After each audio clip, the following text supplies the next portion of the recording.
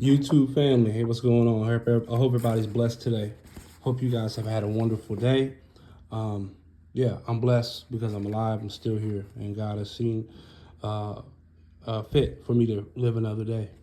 So that's enough for me.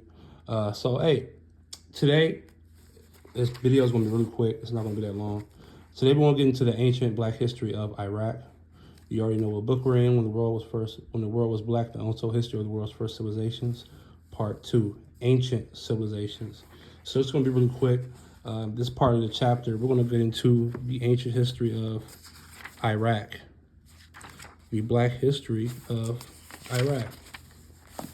Okay, ancient Mesopotamia, the Black history of Iraq. This is going to be good info. All right, so pay attention. And once again, this author is quoting sources that are not of his own, but of other professional individuals that have done the research. So let's go ahead and get started. I don't want to take you guys, I don't want to be all night. We know that the people who introduced the Neolithic age to the Near East, the Natufians, were black. To be technical, they were an African-centered intellectual infusion into a long-established local community long removed from the root of civilization. Almost 8,000 years after the Natufians began revolutionizing the cultures of the Near East and Europe, check that out, they gave birth to the civilization of ancient Mesopotamia. Again, it appears that a strong black presence was critical in its rise. This isn't a new theory, nor is it some sort of Afrocentric myth. That's what they love to say about history that we uncover about ourselves that has nothing to do with Africa or has to do with Africa. They call it Afrocentric to go ahead and not have to deal with the information. As early as 1911, William Henry Ferris, a black man, devoted the entire 28th chapter of his phenomenal yet relatively unknown work, The African Abroad, to the Negro in the Babylonian Civilization. Ferris begins this chapter by quoting Joseph P.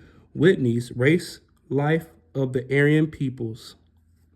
Back in the centuries, which are scarcely historic, where history gives indeed only vague hintings, are traces of a widespread primitive civilization, crude, imperfect, garish, barbaric, yet ruling the world of that age from its seats of power in the valleys of the Ganges and the Euphrates and Nile. It was of the black races, not race, races. There are multiple tribes of black people. The first, Babylon, seems to have been built by a Negroid race. Check that out. The first Babylon seems to have been built by a Negroid race. The earliest Egyptian civilization seems to have been Negroid. It was in the days before the Semite was known in either land. The black seems to have built up empire such as it was by the water of the Ganges before the Mongol or the Aryan. Pay attention, before the Mongol or Aryan, which came later. Ferris goes on to cite the work of George Rawlinson, who discusses the Negro race of the Mesopotamian people in considerable depth in his work, The Five Oriental Monarchies. Ferris spends 16 pages of The African Abroad detailing the Negroid character of the Cushites, the Sumerians, the Babylonians, the Chaldeans, the Susians, the Akkadians, and the other Ethiopian Hamitic people of the ancient Near East. Ham, the progenitor of what? The dark races. He also connects the black people of Mesopotamia, Egypt, and Ethiopia to the biblical history of Cush, Ham, and Nimrod. In 1915, W.E.B. Du Bois published The Negro, where he says, the Negro peoples were the beginnings of civilization along the Ganges, the Euphrates, and the Nile, seems proven. Early Babylon was founded by a Negroid race. Hammurabi's code, the most ancient known, was Ana, and Bel called me Hammurabi, the exalted prince, the worshiper of God, of the gods, to cause justice to prevail in the land, to destroy the wicked, to prevent the strong from oppressing the weak, to go forth like the sun over the black head race, to enlighten the land, and to further the welfare of the people. Why haven't you heard this before? We're going to go ahead and continue on in this chapter. This is going to be the last part of the chapter we're going to read.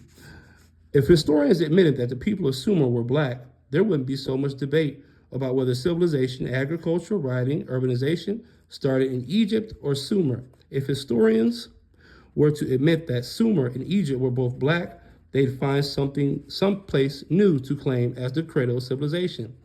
Someplace more unblack, like Utah. This author's pretty funny. This is because they don't want you to know that you are the origin of civilization. Hell, they had a hard enough time admitting that you were the first humans. After it became hard to deny that the first humans were black Africans, they took the emphasis off who the original man and put it on who is the father of civilization. They keep moving the cheese, so to speak. Every time you realize that you are the origin of something, they say that thing isn't as important as they said it was before.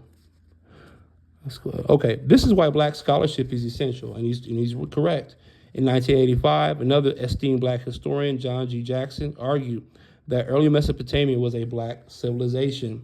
Before the Chaldean rule in Mesopotamia, there were the empires of the Sumerians, Akkadians, Babylonians, and Assyrians. The earliest civilization of Mesopotamia was that of the Sumerians. They are designated in the Assyrio-Babylonian inscriptions as the blackheads or black-faced people. And they are shown on the monuments as beardless and with shaven heads.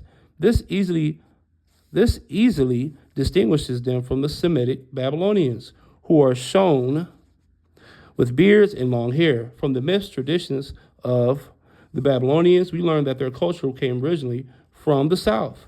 Sir Henry Rawlinson concluded from this and other evidence that the first civilized inhabitants of Sumer and Akkad were immigrants from the African Ethiopia.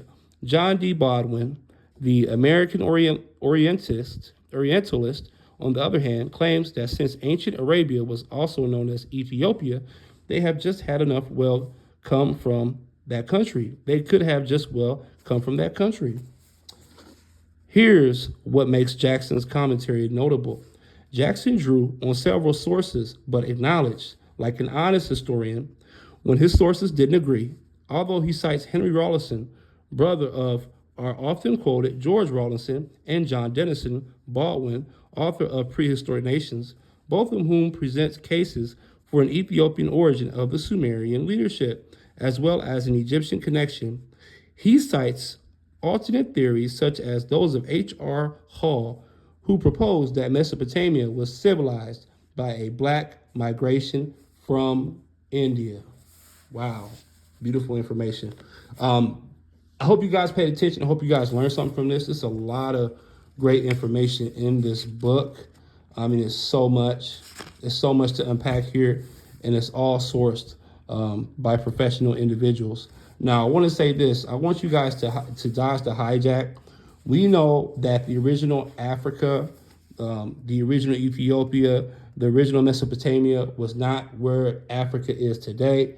It was a part and in the Americas, most notably what we would call South America. So let's just go ahead and dodge that hijack. I understand that some people may be confused when I read this book and I say Africa, but understand that the original lands, the original Africa, Libya, Ethiopia, was over here in the Americas.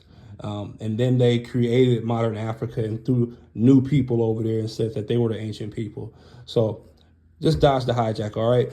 It's your favorite black guy from Nebraska. Yes, there's plenty of black people in Nebraska. Please view some of my videos, check out some of my content.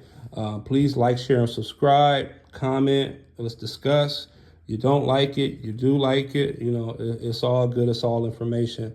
So, but one thing I want to say is you don't have to trust what I say, but I encourage you to redo the research, you know what I mean? Show yourself approved, you know, by what you believe in, by doing research, okay? And remember this, man, independent research is key, all right? Independent research is key and will always rule, all right? Beautiful. All right. The black history of Iraq.